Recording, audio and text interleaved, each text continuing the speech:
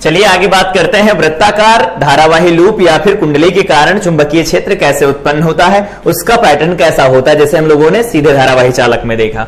तो सबसे पहले यहां पर क्या कर सकते हैं, देखो यहां पर बना हुआ है ये कोई वृत्ताकार चालक तार बना हुआ है। इस वृत्ताकार चालक तार के अंदर चुंबकीय बल रेखाओं का प्रतिरूप देखने के लिए कि कैसी होंगी, उसके लिए क्या किया गया, एक कार्डबोर्ड लिया गया है। इसमें इधर बताते हैं, ये यहां से ज्यादा समझ में आएगा, यहां से देखना इधर, ठीक है। और इसको हम ऐसा बना लेते हैं थोड़ी देर के लिए, ये ऐसा बना दिया, बिल्कुल वैसा ही लग रहा है, ठीक है। अब यहां पर वृत्ताकार धारावाही लूप, तो वृत्ताकार धारावाही लूप बनाने के लिए हमें क्या करना होगा, ऐसा वृत्ताकार धारावाही लूप बनाना पड़ेगा, ठीक है। और फिर इसके बाद यहां कहीं पर बैटरी लगानी पड़ेगी,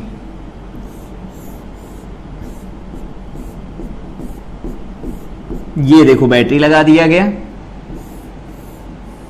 ये बैटरी लग गई, तो इधर बन गया धन और इधर बन गया ऋण, ये हो गई V वोल्ट की बैटरी, ठीक। अब यहां पर धारावाही लूप है, मतलब क्या कह रहे हैं हम, ऐसे कोई पेपर है, ऐसे कोई पेपर है, ऐसा पेपर है, इसके ऊपर एक तार ऐसे लगा हुआ है, मतलब पूरा तार लगा हुआ है, या ये कह लो कि एक वृत्ताकार लूप है, उसके अंदर मतलब लगा के पेपर लगा दिया गया, सिंपल। तो इधर से जितना दिख रहा उतना दिख रहा, बाकी नीचे वाला पोर्शन नीचे दिख रहा। अब हमें यहां पर चुंबकीय बल रेखाओं का प्रतिरूप देखना कि कैसा होगा। तो चुंबकीय बल रेखाएं कैसी होंगी, उसके लिए क्या करते हैं, तो उसके लिए क्या करते हैं, लोहे की रेतन ले ली जाती है, छीलन ले ली जाती है और बिखेर दिया जाता है इस पेपर के ऊपर। और बिखेरेंगे तो यहां से कुछ ऐसा देखने को मिलेगा, यहां पर कुछ ऐसा देखने को मिलेगा, ठीक है, ये कुछ ऐसा, ऐसा कुछ देखने को मिलेगा,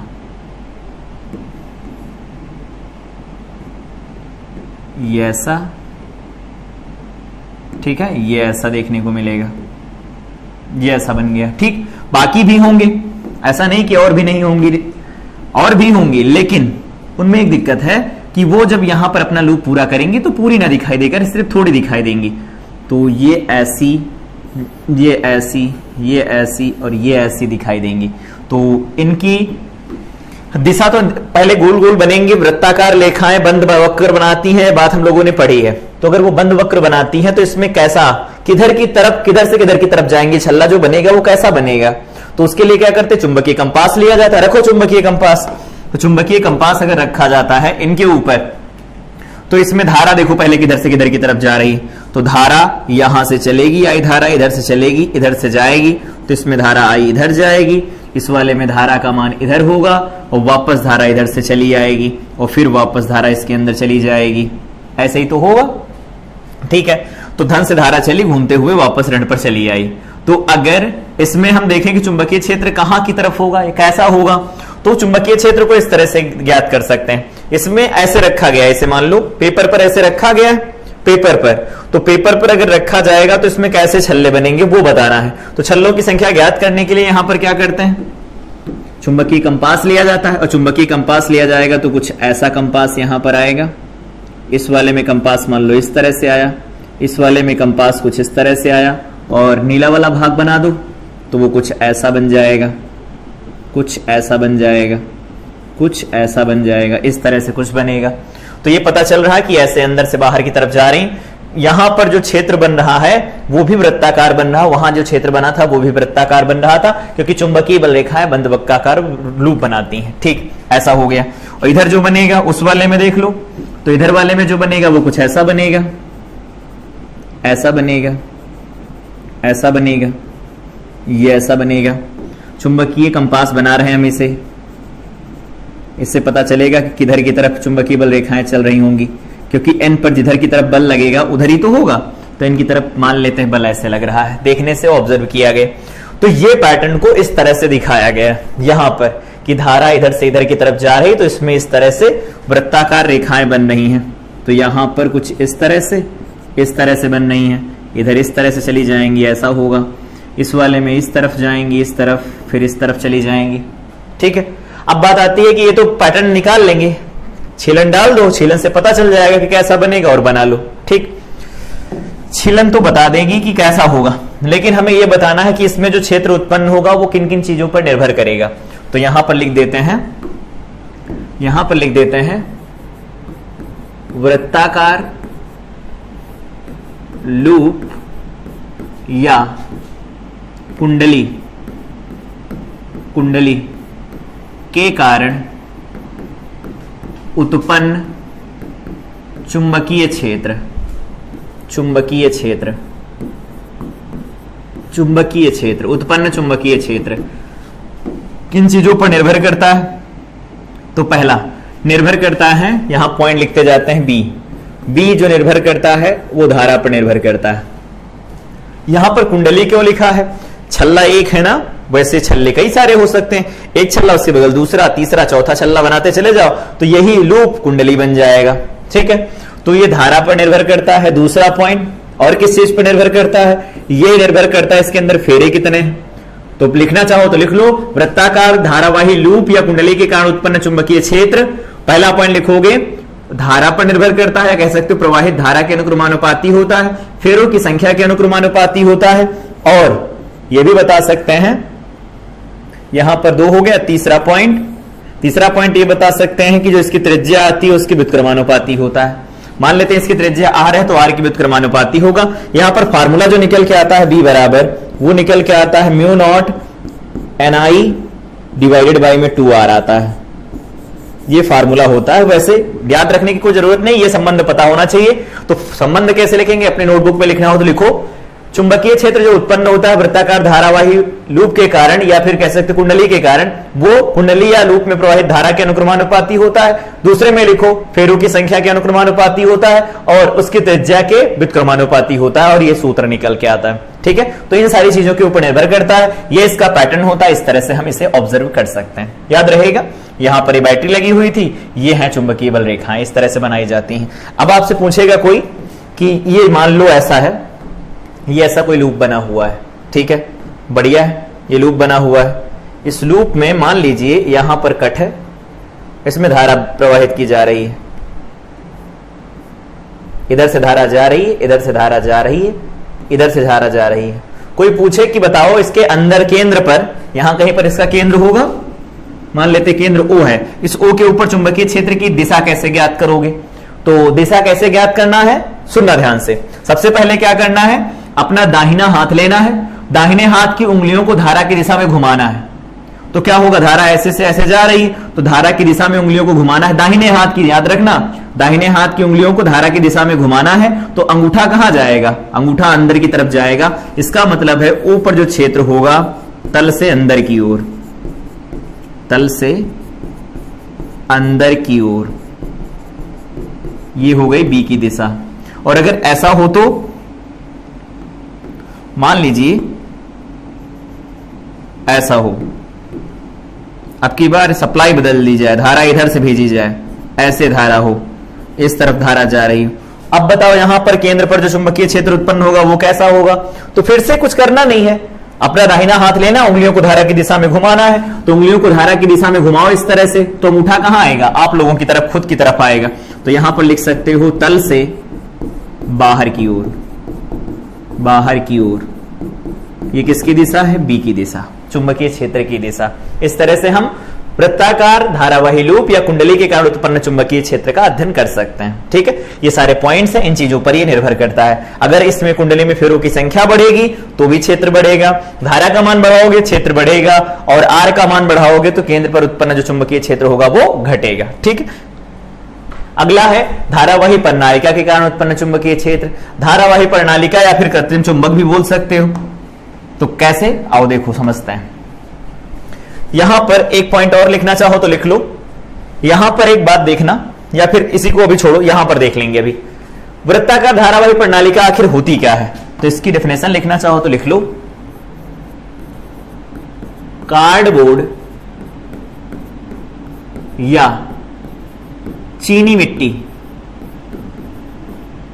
चीनी मिट्टी के ऊपर तांबे के तार के तांबे के तार के अनेक विद्युत रोधी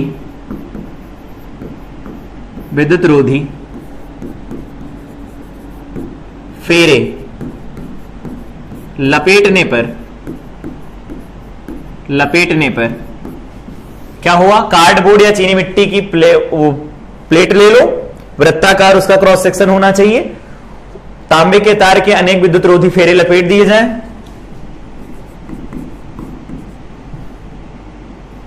पर बनी युक्ति प्रणालिका कहलाती है।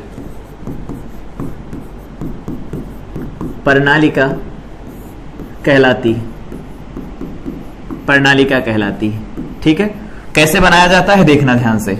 सबसे पहले करते क्या है, यहां पर एक कार्डबोर्ड ले लिया या चीनी मिट्टी की प्लेट ले ली और इसके दोनों एंड को हमने क्या किया, दोनों एंड पर हमने क्या किया, ऐसा कुछ कर दिया। देखो यहां पर क्या है, जैसे मान लो ये पेन है हमारे पास, पेन के ऊपर कई सारे तार लपेट दो, तांबे के तार लपेट दो, तांबे के तार क्या बनेगा, तो तांबे के तार ऐसे लपेटे जाते हैं, ऐसे तांबे के तार लपेटे जाते हैं, ऐसे तांबे के तार लपेट दिए जाते हैं। उम्मीद करते हैं समझ में आ रहे होंगे कैसे लपेटे गए हैं। इसमें अभी सब कुछ सीखेंगे, एन किधर बनता है, एस किधर बनता है, ये ऐसा हो गया। अब इसको बैटरी से जोड़ दो, ये देखो बैटरी है, बैटरी से जोड़ दिया हमने इसे, यहां माइनस यहां प्लस V वोल्ट की बैटरी है। अब ये बताओ, सबसे पहले इसमें अगर यहां से देखेंगे तो धारा इधर से चलेगी, हाँ बिल्कुल, आई धारा इधर से चलेगी, तो आई धारा इधर से चलेगी तो इसमें इधर जाएगी, ऐसा होगा, ऐसे धारा जाएगी, यहां पर भी ऐसे जाएगी और फाइनली इधर से चली जाएगी वापस आई धारा। तो धारा इस तरफ जा रही है। ठीक है, तो धारा अगर इस तरफ जा रही है तो हमें यह बताना है कि इसमें क्षेत्र रेखाएं कैसे बनती हैं। तो इसकी क्षेत्र रेखाएं कुछ इस तरह से बनती हैं, हम बताते हैं कैसे।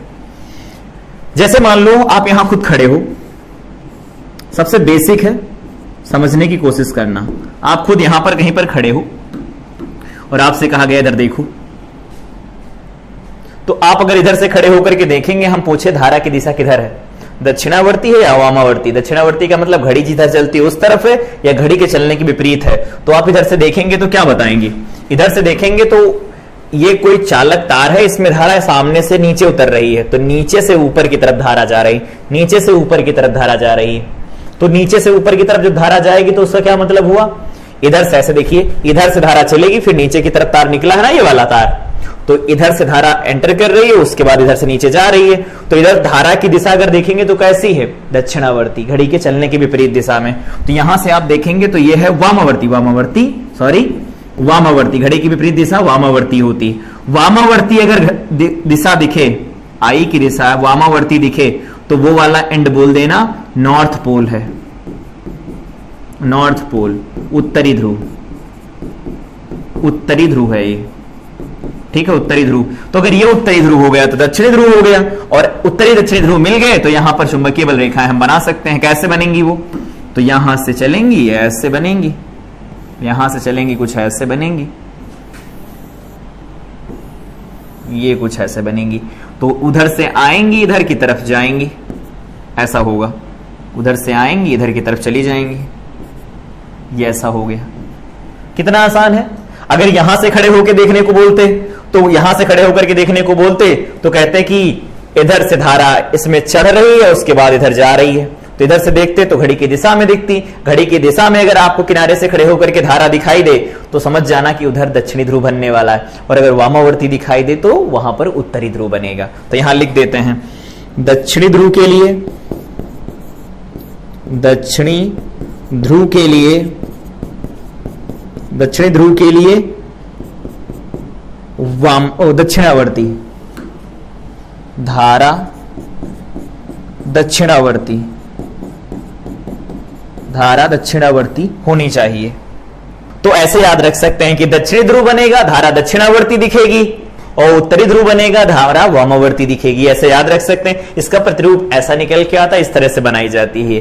कभी कभी इससे तुलना करो तो देखो एक जैसी दिखती हैं ये, है कि नहीं? वहां पर नॉर्थ पोल साउथ पोल बना है, यहां पर भी नॉर्थ पोल साउथ पोल बनता है, यहां जैसे चुंबकीय बल रेखाएं बनती, वहां भी चुंबकीय बल रेखाएं बनती हैं। इससे यह निष्कर्ष निकाल सकते हैं आप लोग कि धारावाही प्रणालिका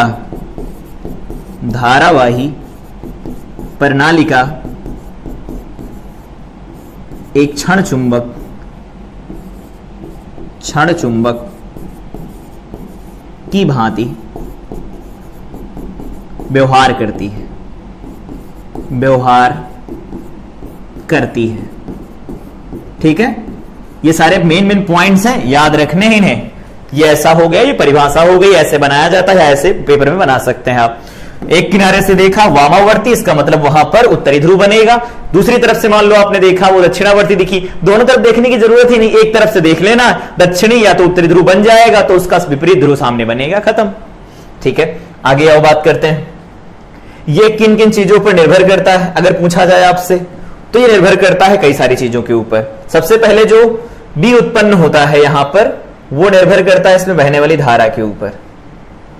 ठीक है, दूसरा पॉइंट, यहां जो बी उत्पन्न होता है यह समानुपाती होता है स्मॉल एन के। ये क्या होता है? स्मॉल एन जो होता है प्रति एकांक लंबाई में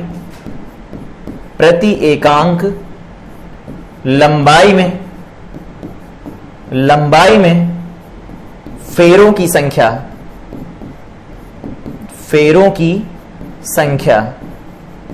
प्रति एकांक लंबाई में फेरों की संख्या। इसका क्या मतलब? जैसे मान लीजिए कि प्रणालिका आपको दे रखी एल बराबर दिया गया है 2 मीटर और इसमें कुल फेरे मान लो लपेटे गए हैं वो है 10। ठीक है, कुल फेरे 10, तो स्मॉल एन जो लिखा जाता है ना, कैपिटल एन बटा स्मॉल एल लिखा जाता है, और इसको आप लिखेंगे यहां पर 10 और बटा में एल हो जाएगा 2, तो यहां से आ गए 5 फेरे प्रति मीटर लंबाई में। तो प्रति एकांक लंबाई में कितने फेरे होते हैं स्मॉल एन लिखा जाता है। तो इस पर भी निर्भर करता है। जैसे मान लीजिए 5 मीटर लंबाई की प्रणालिका है और उसमें टोटल फेरे हैं 50, तो 50 बटे 5 बराबर 10 हो जाएंगे स्मॉल एन का मान, तो उस बात पर निर्भर करेगा। ठीक है, बी जो किनारों पर होता है वो कम होता है बी अंदर की तरफ, और जो बी अंदर होता है वो लगभग एक समान होता है, एक समान चुंबकीय क्षेत्र उत्पन्न होता है, एक समान चुंबकीय क्षेत्र होता है। इस बात का भी आप ध्यान रखेंगे। मतलब बी जो किनारों पर उत्पन्न होगा, किनारों का मतलब यहां एन और एस जहां बनते हैं, और ये बात तो चुंबक में भी पड़ी थी कि ध्रुवों के समीप क्षेत्र प्रबल होता है, इसलिए चुंबकीय क्षेत्र रेखाएं सघन होती हैं, और चुंबक से दूर जाने पर चुंबकीय बल रेखाएं क्या होती हैं? दूर दूर हो जाती, वहां क्षेत्र दुर्बल होता। तो यहां भी है, यहां पर पास में है, तो यहां पर क्षेत्र प्रबल होता है। तो बी किनारों पर कम होता है, मतलब बी किनारों पर यहां कम होता है, वहां पर किनारों पर ज्यादा था, यहां बी किनारों पर कम होता है और उसके अंदर ज्यादा होता है। अगर कोई पूछता है कि कितना होगा, कितना कम होगा, तो ये याद रखोगे। अगर मान लो आपसे कोई पूछता है बी किनारे पर, तो वो कह देना बी अंदर जितना होता है उसका आधा किनारे पर लिखा जाता है। प्रणालिका में ये बात चलती है, तो याद रहेगा। तो क्या लिख सकते हैं? प्रणालिका द्वारा उत्पन्न चुंबकीय क्षेत्र। लिख रहे हैं तो लिखिए, प्रणालिका द्वारा उत्पन्न चुंबकीय क्षेत्र प्रणालिका में प्रवाहित धारा के समानुपाती होता है। प्रणालिका में प्रति एकांक लंबाई में फेरों की संख्या स्मॉल एन के समानुपाती होता है। ये सारी बातें हो गई। म्यू नॉट एन आई, हाँ ठीक है, समानुपाती हो गया। और यहां पर बी किनारों पर कम होता है और अंदर ज्यादा होता है, जैसे वहां था। इसमें डिफरेंस सिर्फ इतना है, एक समान चुंबकीय क्षेत्र होता है इसके अंदर लगभग में, यहां बी किनारों पर जो होता है अंदर का आधा लिखा जाता है। ठीक है, यहां पर जो फार्मूला निकल के आता है बी बराबर, उसे हम लिखते हैं म्यू नॉट एन आई, या फिर ऐसे लिखा जाता है बी बराबर म्यू नॉट, एन का मान क्या है? कैपिटल एन बटा एल इंटू में आई लिखा जाता है। तो याद रखना चाहे तो याद रख सकते, वैसे इस फार्मूले की कोई जरूरत नहीं, ये आपको पता होना चाहिए बस। ठीक है, यहां पर एन क्या है? कुल फेरे, जितने फेरे, जैसे मान लीजिए आपने इसके ऊपर फेरे लपेटने शुरू किए, 50 फेरे लपेट दिए, तो यहां पर 50 लिख देना, और यहां से यहां तक की लंबाई कितनी है उस लंबाई से भाग लगा देना, ये आ जाएगा चुंबकीय क्षेत्र। प्रणालिका के अंदर का चुंबकीय क्षेत्र है, अंदर का है, इनसाइड, अंदर का है चुंबकीय क्षेत्र। वैसे ये फार्मूला आप नहीं याद रखेंगे, ये याद रखेंगे, इससे काम चल जाएगा। ठीक, कोई फार्मूला नहीं पूछने वाला आपसे। अगला है वैद्युत चुंबक क्या होते हैं। तो एक बात यहां से देखो, प्रणालिका है, प्रणालिका में धारा प्रवाहित हुई, तो धारा जैसे ही प्रवाहित करवाओगे, इसमें क्या हुआ? एन और एस अपने आप बन गए, इसका मतलब ये चुंबक की तरह व्यवहार करने लगा, यहां पर लिखा भी है। तो इसका मतलब क्या है, ये बनाया गया ही तो चुंबक है, तो विद्युत से बनाया गया चुंबक है, तो विद्युत से बनाया गया चुंबक होगा, तो ये क्या लिख सकते हैं यहां पर,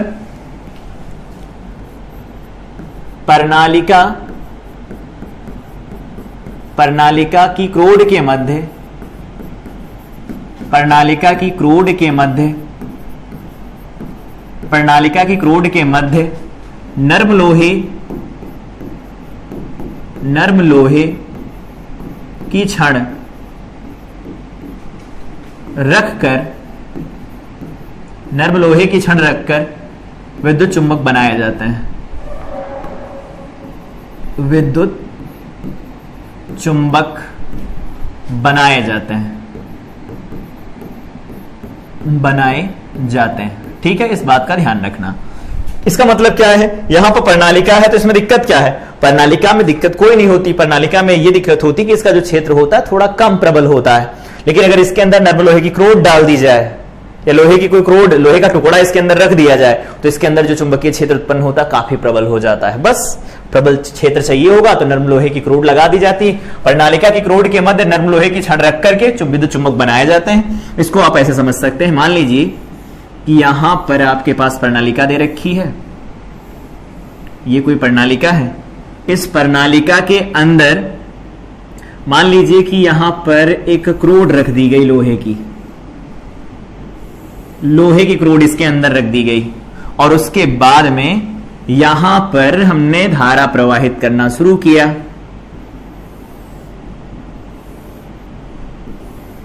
फिर देखते हैं कैसा चुंबक बनेगा ये। ठीक है, उसके बाद बाहर निकाल लिया इसे, यहां पर जोड़ दिया बैटरी, ये देखो बैटरी जोड़ दिया, V वोल्ट की बैटरी, यहां पर माइनस यहां प्लस, तो धारा इधर से इसके अंदर जाने वाली है, तो इधर धारा जाएगी, इस बार इस तरह से धारा जाएगी।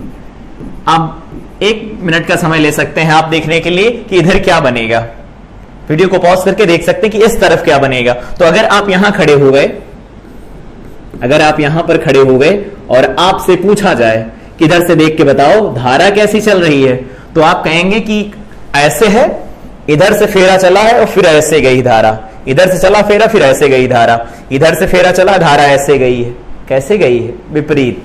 तो यहां पर कैसा है, वामावर्ती, वामावर्ती धारा है, और जैसे वामावर्ती बोलेगा कोई तो क्या कहोगे, ये n है और ये फिर s बन जाएगा। तो n किधर बनेगा, s किधर बनेगा, बताना बहुत आसान है। ठीक, तो प्रणालिका के क्रोड के मध्य अगर हम नर्म लोहे की छड़ रख दें या लोहे की छड़ रख दें तो इसके अंदर जो बना चुंबकीय क्षेत्र होता है वो प्रबल हो जाता है। तो यहां पर लिखना चाहो तो लिख सकते हो, लोहे की छड़ रखने पर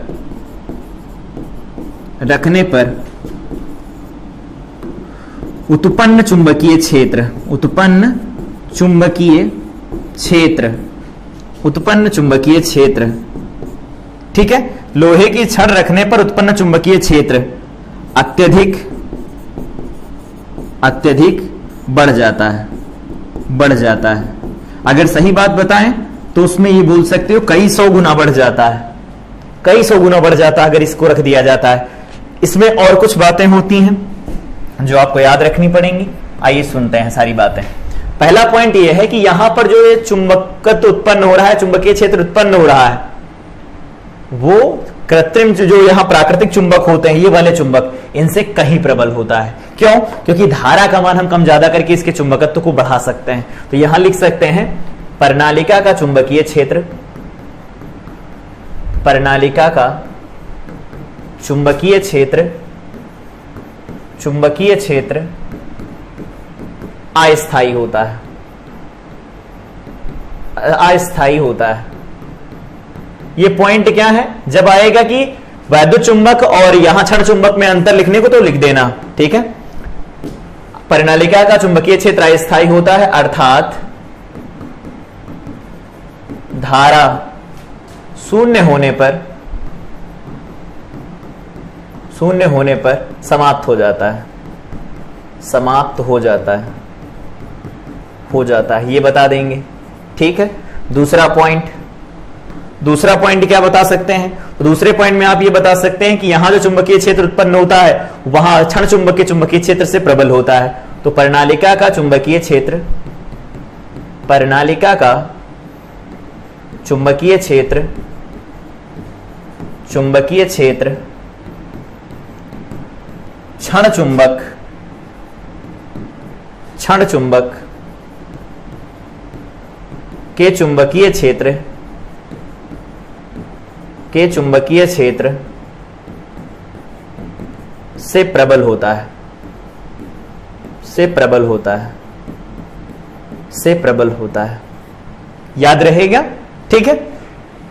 यहां पर जो प्रणालिका का चुंबकीय क्षेत्र होता है अस्थायी होता, धारा शून्य होने पर शून्य हो जाता है, लेकिन जो क्षण चुंबक होता है उसका चुंबकत्व शून्य नहीं होता, ठीक है। दूसरे में प्रणालिका का चुंबकीय क्षेत्र क्षण चुंबक के चुंबकीय क्षेत्र से कई सौ गुना ज्यादा होता है। कारण यहां पर देख रहे हैं, इसमें जैसे नर्म लोहे की छड़ रखी गई, इसका चुंबकत्व कई सौ गुना बढ़ जाता है, ठीक है। तो ये मेन पॉइंट्स है, आपको एज इट इज याद रखने हैं। तो वैद्युत चुंबक क्या होते हैं? तो नर्म लोहे की क्रोड के मध्य, या कह सकते हो प्रणालिका की क्रोड के मध्य नर्म लोहे की छड़ रख करके विद्युत चुंबक बनाया जाता है, ठीक है। तो प्रणालिका ही विद्युत चुंबक होती है, ऐसे याद रख सकते हैं।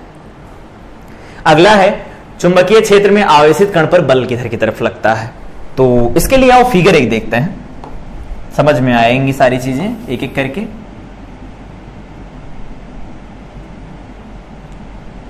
ठीक है, आगे आओ, देखो यहां पर कुछ ऐसा है,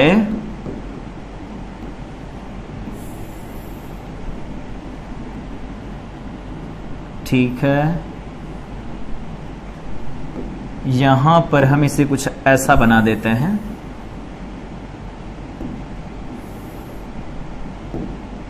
अभी समझ में आएगा ये बन कैसे रहा है, क्या बन रहा है।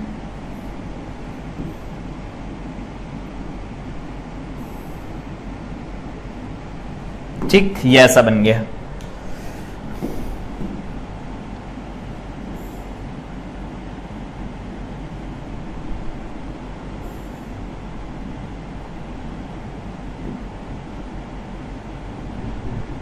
ठीक, अब देखिए यहां पर क्या है, ये वाला जो तल बना हुआ है ये बोर्ड वाले तल में, ये वाला जो तल बना हुआ ये ऐसे है, क्षैतिज। ठीक, मान लीजिए कि यहां पर कोई आवेश है, आवेश है, ठीक है। इसको ठीक है 20 में इधर है, मान लीजिए 20 में इधर है, ये बी की दिशा, कण को इस वाले में इधर फेंका गया v वेग से, और इधर है चुंबकीय क्षेत्र b की दिशा, ठीक है। और ये कितना कोण बना रहा है? थीटा कोण बना रहा है। तो इसके ऊपर जो बल लगता है लंबवत ऊपर की तरफ लगता है, ये बात याद रखनी है आप लोगों को। ये जो बल लगता है चुंबकीय बल होता है, चुंबकीय बल होता है, चुंबकीय बल होता है। तो ये बोल सकते हैं, मान लीजिए कि हमारे पास ये कोई प्लेन है, ऐसा कोई प्लेन है, इस प्लेन में चुंबकीय क्षेत्र इधर है और जो कण फेंका जा रहा है वो इधर से कुछ कोण बना के हुए फेंका जा रहा है, तो इस पर जो बल लग रहा है वो लंबवत ऊपर की तरफ लग रहा है, ठीक है। ये अब ये बल कितना होता है? तो ये लिख सकते हैं, क्या लिख सकते हैं? चुंबकीय बल, चुंबकीय बल। पहला पॉइंट क्या लिख सकते हैं? तो पहला पॉइंट लिख सकते हैं F जो होता है समानुपाती होता है B के, लिखते रहेंगे। दूसरा पॉइंट लिखो, जो F बनता है वो समानुपाती होता है क्योंकि, और जो F बनता है वो समानुपाती होता है V के। और साथ में तीसरा पॉइंट ये हो गया, चौथा पॉइंट लिखो, चौथा पॉइंट लिख लो F जो होता है समानुपाती होता है साइन थीटा के, जहां थीटा बराबर B तथा V के मध्य कोण, मध्य कोण। अगर आप अपनी नोटबुक में लिख रहे हैं तो लिखिए कि चुंबकीय क्षेत्र में आवेशित कण पर लगने वाला चुंबकीय बल, डैश लगाइए, पहला पॉइंट लिखिए चुंबकीय क्षेत्र के परिमाण के समानुपाती होता है या चुंबकीय क्षेत्र के समानुपाती होता है, ऐसा लिख दीजिए। फिर लिखिए आवेशित कण के परिमाण पर निर्भर करता है, कह सकते हो उसके समानुपाती होता है, वेग के समानुपाती होता है। तीसरे में लिखेंगे वेग तथा चुंबकीय क्षेत्र की दिशा के मध्य कोण की ज्या के समानुपाती होता है, ठीक है, ये ऐसा लिख दिया। अगर इन सबको मिला लिया जाए सभी संबंधों से, सबको मिला लेंगे, तो मिलाएंगे तो कहेंगे एफ जो होगा समानुपाती होगा क्यों वी बी साइन थीटा। ऐसा आ गया, तो यहां से निकालोगे एफ बराबर आएगा के Q V B sine theta, और प्रायोगिक रूप से के का मान 1 ले लिया गया। तो यहां लिखना चाहो तो लिख लो, प्रायोगिक रूप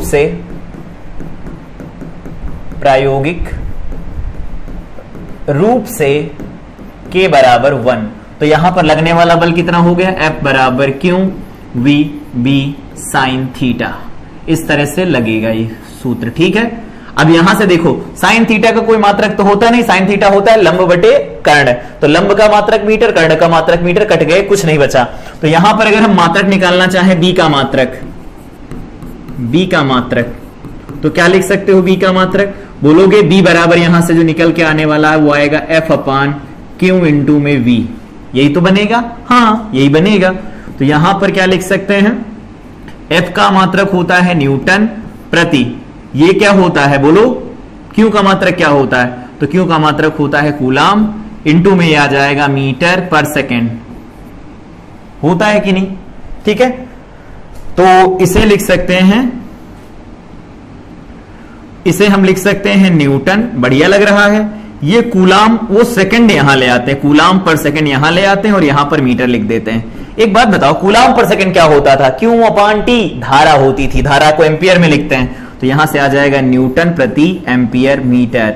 याद होगा जब हम लोगों ने शुरुआत किया था चैप्टर की, तो वहां पर पढ़ा था बी के मात्रक क्या होते, तो एक मात्रक ये भी पढ़ा था, न्यूटन प्रति एम्पियर मीटर।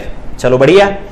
अच्छा, यहां से हम परिभाषा एक लिखना चाहें बी की, तो क्या लिख सकते हैं, बी की परिभाषा ये लिख सकते हैं यहां से कि जो एफ होगा वो बी के बराबर होगा अगर क्यू का मान 1 हो, थीटा का मान 90 डिग्री रखा जाए तो यहां से लिख सकते हैं एफ इज इक्वल टू में या लिख देते हैं यदि क्यू बराबर 1 कूलाम तथा v बराबर 1 मीटर पर सेकेंड, ठीक है, v बराबर 1 मीटर पर सेकेंड हो गया, क्यों 1 कूलाम हो गया, तथा थीटा बराबर 90 डिग्री, तो साइन थीटा कितना हो जाएगा, साइन 90 बराबर 1 हो जाएगा। तो यहां से f किसके बराबर आ जाएगा, तो f जाहिर सी बात है वो b के बराबर आ जाएगा। अब यहां से परिभाषा क्या लिख सकते हैं बताओ, सिंपल परिभाषा है, क्या है कि चुंबकीय क्षेत्र, या लिख देते हैं, हम ही लिख देते हैं, चुंबकीय क्षेत्र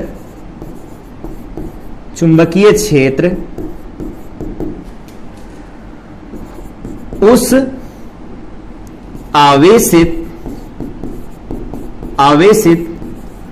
कण पर लगने वाले बल के बराबर होता है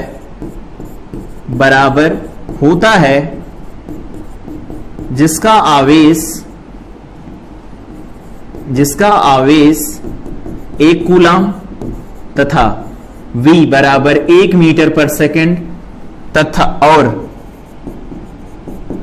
वह चुंबकीय क्षेत्र के लंबवत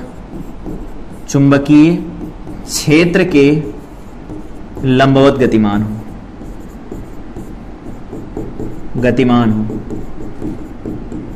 चलो ठीक है, तो अगर कोई बी की परिभाषा पूछेगा तो यहां से बताओगे कि चुंबकीय क्षेत्र उस कण आवेशित कण पर लगने वाले बल के बराबर होता है जिसका आवेश का परिमाण 1 कूलाम, वेग 1 मीटर पर सेकेंड तथा वह चुंबकीय क्षेत्र के लंबवत गतिमान होगा, तो बी का मान एफ के बराबर लिखा जाता है। यहां से परिभाषा निकल के आती है, आपको यह फार्मूला याद रखना है, याद रहेगा।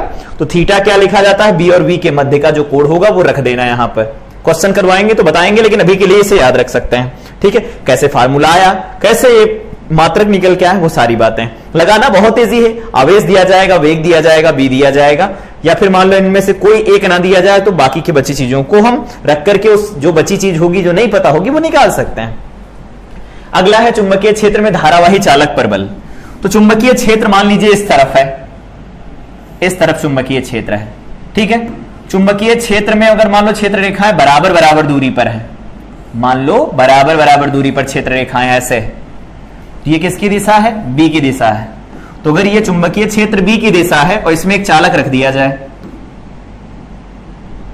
ये चालक रख दिया गया कुछ ऐसा, ये कोई चालक रख दिया गया, ये कोई चालक रखा गया, ये चालक है, चालक जिसकी लंबाई मान लो L दे रखी है, चालक जिसकी लंबाई L है और इसमें धारा बह रही है I। इसमें धारा कितनी बह रही है? तो धारा बह रही है I। ठीक है, चुंबकीय क्षेत्र के साथ कितने झुकाव पर रखा गया? थीटा कोण पर रखा गया है। तो क्या लिखोगे यहां पर? यहां पर जो लिखना है वो लिखो, माना एक चालक AB जिसमें I धारा प्रवाहित हो रही है, एक समान चुंबकीय क्षेत्र B में क्षेत्र की दिशा के साथ थीटा कोण पर रखा गया है। अगर नहीं समझ में आया तो एक बार रिपीट कर देते हैं दोबारा से। माना एक चालक तार AB जिसमें I धारा प्रवाहित हो रही है को एक समान चुंबकीय क्षेत्र B में क्षेत्र की दिशा के साथ थीटा कोण पर रखा गया है, तब चालक पर लगने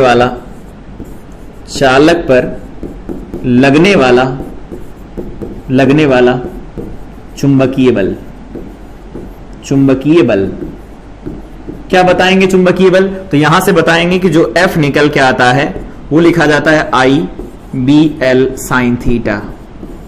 जैसे वहां पर QVB साइन थीटा होता है, यहां पर IBL साइन थीटा लिखा जाता है। ठीक है, इस तरह से लगा सकते हैं। थीटा क्या होगा? जिधर ये L दिया गया धारा है और इधर चुंबकीय क्षेत्र जिधर है, उन दोनों के बीच का कोण लिखा जाता है थीटा। एक एग्जांपल लगा के समझाते हैं इसे। आओ, मान लीजिए कि आपके पास क्षेत्र दिया गया है, इस तरह से B की दिशा है, इस तरह से कोई चालक है जिसमें धारा बह रही I बराबर 2 एम्पियर। ठीक है, और इसकी लंबाई दे रखी L बराबर 2 मीटर। ठीक है, क्षेत्र का मान दिया गया है, क्षेत्र का मान है 2 टेस्ला। ये भी तो मात्रक था, याद होगा, टेस्ला या न्यूटन प्रति एम्पियर मीटर या वेबर पर मीटर स्क्वायर, कुछ भी लिख लो। ये जो कोण बन रहा है मान लेते हैं वो 60 डिग्री है या 30 डिग्री मान लेते हैं, 30 डिग्री। तो ये चालक AB है। तो चालक पर बल कैसे निकालना है आपको? चालक पर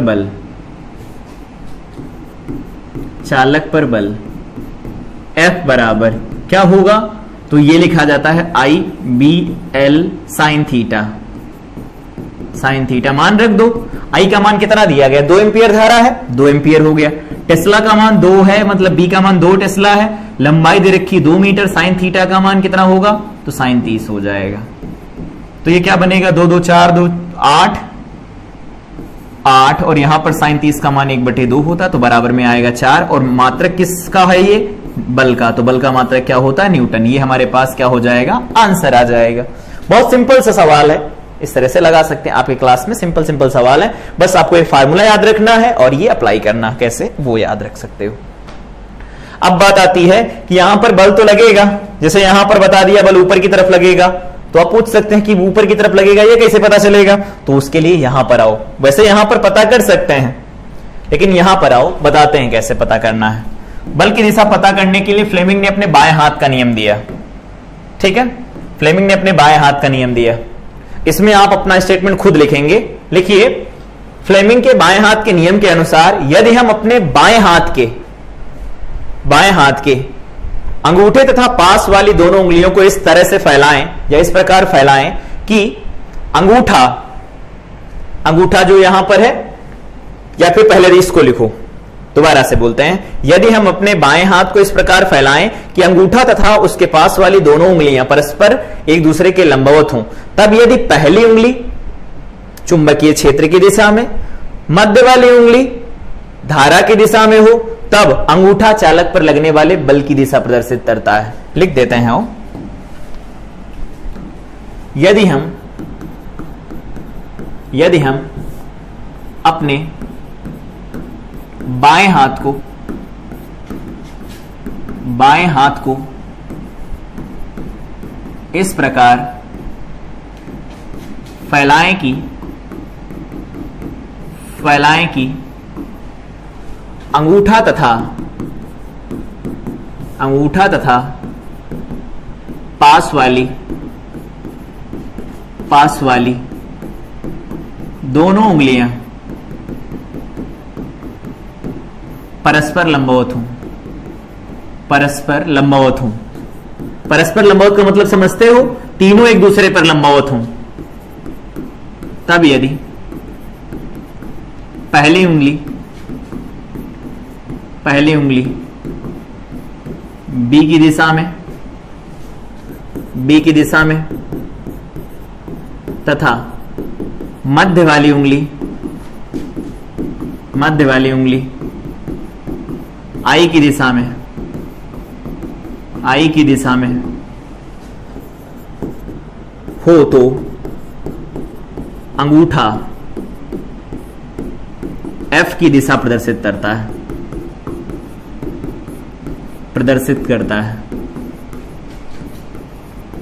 है। समझ आएगा? ये लिख लेना है, ठीक। तो ये कह रहे हैं कि अगर ये वाली उंगली चुंबकीय क्षेत्र B की दिशा में हो, ये वाली उंगली धारा I की दिशा में हो, तो ये वाला जो अंगूठा होता है वो बल F की दिशा प्रदर्शित करता है। तो ये F की दिशा प्रदर्शित होगी यहां से। तो ये किसकी दिशा प्रदर्शित करेगा? बल की दिशा प्रदर्शित करेगा। यहां पर ये क्या है? चुंबकीय क्षेत्र है, चुंबकीय क्षेत्र है यहां पर, ठीक है। यहां पर क्या है? धारा है इधर। तो यदि हम अपने बाएं हाथ को इस प्रकार फैलाएं कि अंगूठा तथा पास वाली दोनों उंगलियां परस्पर एक दूसरे के लंबवत हो, तब पहली उंगली बी की दिशा में हो अगर, और दूसरी वाली उंगली धारा की दिशा में हो, तो अंगूठा चालक पर लगने वाले बल की दिशा प्रदर्शित करता है। आओ लगा के देखते हैं, समझ में आएगा। सबसे पहले क्या करना है? बायां हाथ लेना है, दायां बिल्कुल नहीं, बायां हाथ की बात कर रहे हैं। बायां हाथ लेना है, सबसे पहले इसको चुंबकीय क्षेत्र की दिशा में ले जाना है। देखो चुंबकीय क्षेत्र की दिशा में है, ठीक है। और ये जो उंगली है, ये वाला जो V बना हुआ, ये तो आप लोगों की तरफ था, तो इसको हमने आप लोगों की तरफ किया। तो देखो ये B की दिशा में है, ये है आप लोगों की तरफ वेग की दिशा में, तो अंगूठा F की दिशा प्रदर्शित करेगा, तो अंगूठा ऊपर की तरफ जा रहा, तो ये बल की दिशा में है। इस तरह से इसे लगाना है। तीनों लंबवत होने चाहिए। देखो ये इसके लंबवत है ना, ठीक है, ये वाला इसके लंबवत है ना, हाँ ये वाला इसके भी लंबवत है, तो परस्पर एक दूसरे के लंबवत हो। तब अगर ये B की दिशा में, ये I की दिशा में, तो ये F की दिशा को प्रदर्शित करता है। ये होता है फ्लेमिंग के बाएं हाथ का नियम, जो कि